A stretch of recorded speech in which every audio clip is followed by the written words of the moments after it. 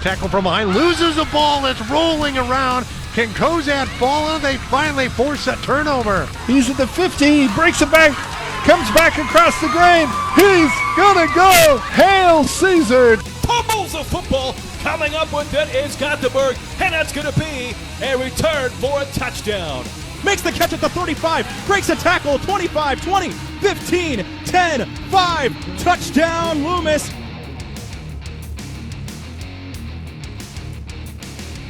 Welcome back to the Press Box Preview as it is Week 8 of high school football here on KRVN. John Willis, Scott Foster with you. Hard to believe, last week of the regular season here for 8-man football. There's just 2 weeks left for 11 and 6-man football. And, man, there's still a lot to be determined, both from who's going to be into the playoffs and also who will get the opportunity to host. Well, and that's absolutely true. So this show's really all about playoff position. You know, as we get into this, we had some great games last week. Arapahoe with a tight win over Highline, 20-14. In a game that I just was so much fun to call, Gearing and Lexington. There's some great athletes on the field. Came down to the last little bit, and Gearing won that one 23-14. Kearney beats Millard North 31-28. Loomis again. Loomis is just one. You just don't know what you're going to get with the Wolves, but very impressive over Bertrand 60-28, and then Overton beat Cambridge 33-24 in that important D8 that is just such a good district there, and then Valentine beating Amherst in a close game 30-28. So lots of important games coming up this week. Now, because of Nebraska football, we just have one game across our airwaves, and that will be Holdrege at Cozad. That'll be at 7 p.m. on Cami Country. Now, Cozad has lost back-to-back games against Gothenburg at Adams Central after winning 3 straight. But with 2 games left in the regular season, there's still some things to play for here for the Haymakers. They're still just 20th in wild card points, but they absolutely need to win out and possibly need some help then to get into the playoffs. Well, probably, because we're going to talk about this later, but C1's really top-heavy, and they've got a lot of teams up there with really good records, so they'd have to go some. But, the Haymakers at times have shown some real ability to score from everywhere on the field. Offensively, they've done some good things, but consistency's been the issue for Coach Crick's team. They just have not been able to put together drives and to consistently show up. Last week, a tough loss to Adams Central, who is a good 1-5 team, but it hurts them in points. And you look at the defensive side for Cozad, a little trouble tackling, need to get better at that, but they're growing and they still have a shot. And again, turnovers offensively have been an issue for them as of late, 5 in the last 2 games. Now, they are taking on a Holdrege team that has struggled this year, 0-7. They are being outscored by an average of 38-7 so far on the season. They're just looking for maybe some positive things here near the end of the year. Yeah, they're kind of having fun. They're doing some different things, right? They're playing some double wing. They're running some sweeps. They're running some option. It's been tough. The team averages about 100 yards a game. Lucas Johnson at quarterback has used his legs a lot. Deacon Berkey and Landon Van Boning have both, done some carries and got some things done. They're trying some different things. Drawing it up in the dirt. Let's try this and see how this works. So, maybe a bit of a trap game here for Cozad. They can't be looking past any team. And so we'll see. Could be a fun one. And again, this is a team that lost a lot from last year at the skill position specifically, so kind of trying to rebuild that. Cozad has won 2 straight in this series and 7 of the last 8, with the Haymakers winning 41-0 a season ago. All right, we're going to dive into some other area games, but more importantly, things that could impact the playoffs. We do have some games across our sister stations. South Loop will be at Arcadia Loop City. That'll be at Thursday on K-Bear. And then Twin Loop is at Burwell. That'll be on Friday on K-Bear. Let's go by class here. We'll start with Class B. Lexington, we've talked about them a lot. They will be at Hastings. These are a couple teams, 21st and 23rd in wild card points, and so they need to both win out if they want to have a shot at the playoffs. Right, and Lex is also playing for a chance to get their 3rd win of the season, which they haven't done for a while.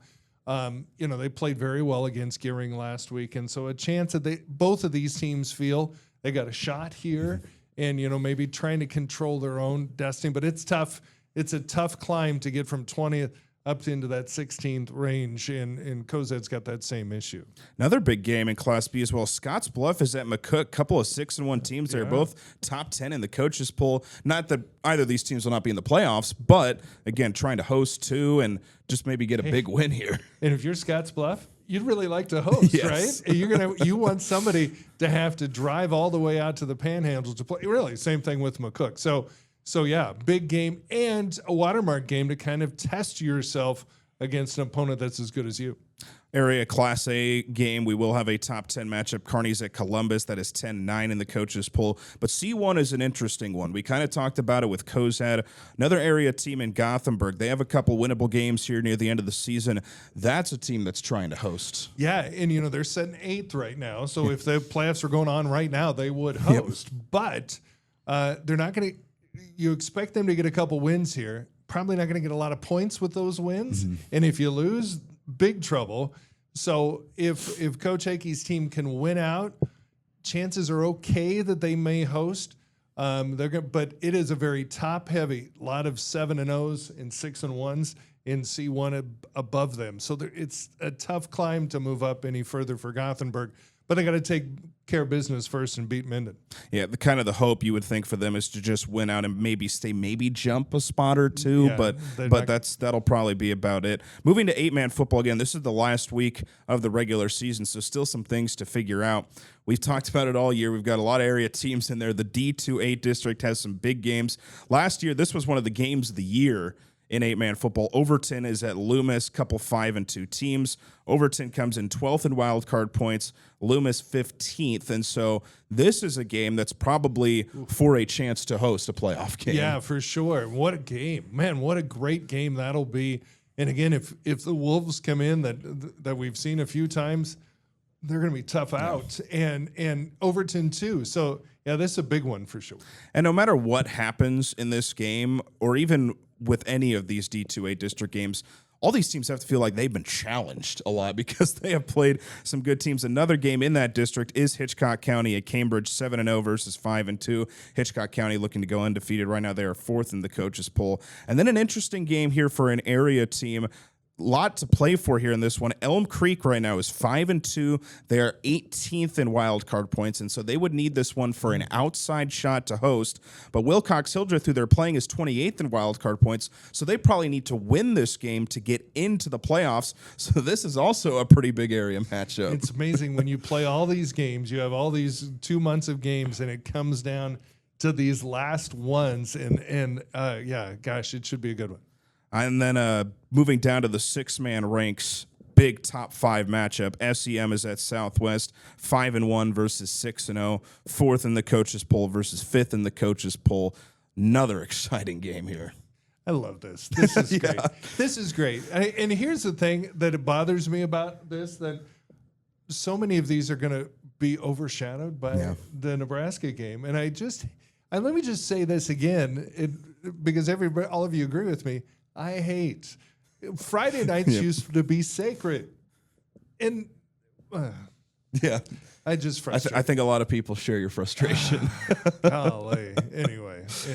But no, it should be a lot of great matchups. Can't wait to see what happens this Friday night and how the 8-man of football playoffs shape up after this week. That'll do it for this Week 8 edition of the Press Box Preview. Again, this week it's Holdrege at Cozad on Cami Country. The KUVR crew will bring you all the action. Enjoy this week's games. We'll talk to you next time.